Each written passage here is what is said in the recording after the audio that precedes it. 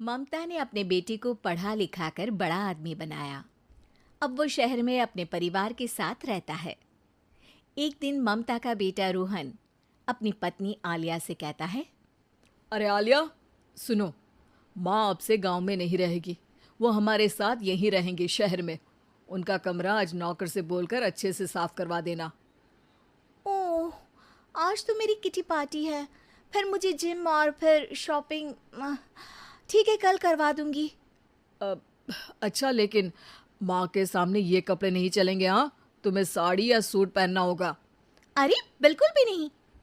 मेरे mummy papa ने इतना पैसा लगाकर शादी इसलिए नहीं की थी कि मैं अपनी मर्जी के कपड़े पहन ओढ़ भी ना सकूं। अरे चलो, गुस्सा मत हो, लेकिन कुछ दिन तो माँ की खुशी के लिए कर सकती हो ना। लेकिन आलिया मानती नहीं। माँ आती है सिंपल सी साड़ी, झोला और चप्पल पहनकर। अरे रोहन, मैं इनके साथ कैसे रहूंगी? मेरी फ्रेंड्स क्या कहेंगी? ये तो पूरी गंवार लग रही है। आलिया, माँ गांव में रहती थी इसलिए ऐसी हैं।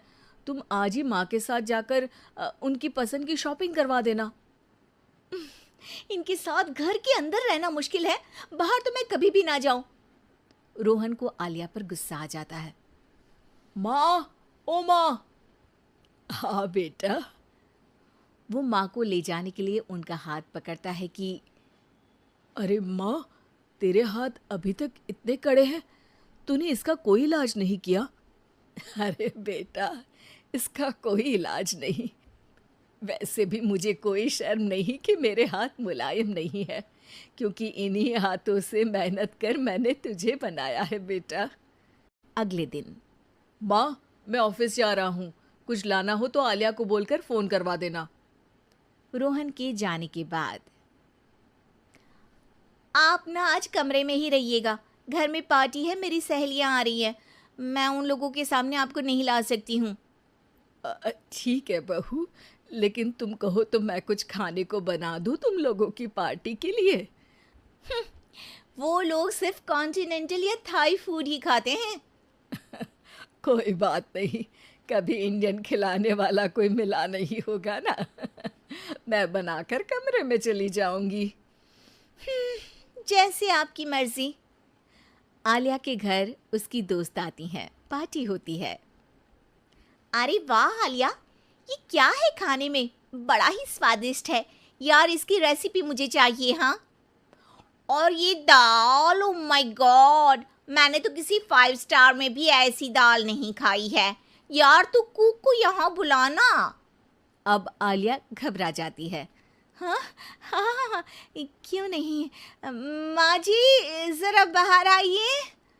आलिया की सास सिंपल सी साड़ी और गांव के अंदाज में आती है। अरे बहू, क्या हुआ? खाना पसंद नहीं आया क्या? बहू? अरे ये गांव से दिखने वाली औरत तुम्हें बहू क्यों बोल रही है? कौन है ये? वो हमारी नई नौकरानी है। सास बहू की बात सुनकर बहुत दुखी हो जाती है। वो सर झुकाकर जा ही रही होती है कि एक सहेली बोल पड़ती है। अरे कहाँ जा रही हैं माँ जी? वो उठकर उनके पैर छूती है। जीती रहो बेटा। क्या है ना, आपकी शक्ल बिल्कुल मेरी माँ जैसी है। पता है आलिया, मैं शहर पढ़ने आई और फिर शहरी हो गई, लेकिन मेरे माँ पापा तो आज भी गांव में रहते हैं, बिल्कुल इनके जैसे ही हैं। आप यहाँ बैठिए ना आंटी, आप सच में बड़ी खूबसूरत है और आपके हाथ का खाना तो लाजवाब है। काश ये मेरी सास होती। सभी सहेलियां सास को घेर कर बैठ जाती हैं और उनसे खाने की रेसिपी पूछ रही होती है कि तभी घर की बेल बजती है और रोहन आता है। अरे क्या बात है, आज आप लोग हमारे घर में? और ये लोग तो मुझे आलिया से ज्यादा माँ की सहेलियाँ लग रही हैं। क्या ये आपकी माँ है? लेकिन आलिया ने तो कहा कि ये उनकी नौकरानी है और इन्होंने भी नहीं बताया। वो नहीं बताएंगी, क्योंकि उनके लिए बच्चों की इज्जत और उनकी खुशी सबसे पहले है। मुझे माफ कर दो, मुझे इन्हें तुम लोगों से मिलवाने में शर्म आ रही थी कि तुम लोग क्या कहती।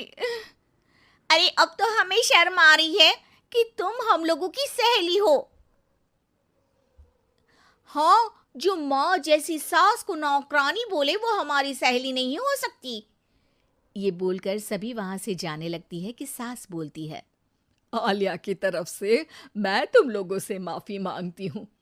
उसने जो कहा उसके लिए मैं उसे माफ़ करती हूँ। अब तुम लोग भी उसे माफ़ कर दो, क्योंकि अगर तुम लोगों ने उससे दोस्ती तोड़ी तो फिर मेरे हाथ का खाना कैसे खाओगी? नहीं नहीं आंटी, जरूर आएंगे, लेकिन अब आलिया की नहीं बल्कि आपकी सहेली बनकर।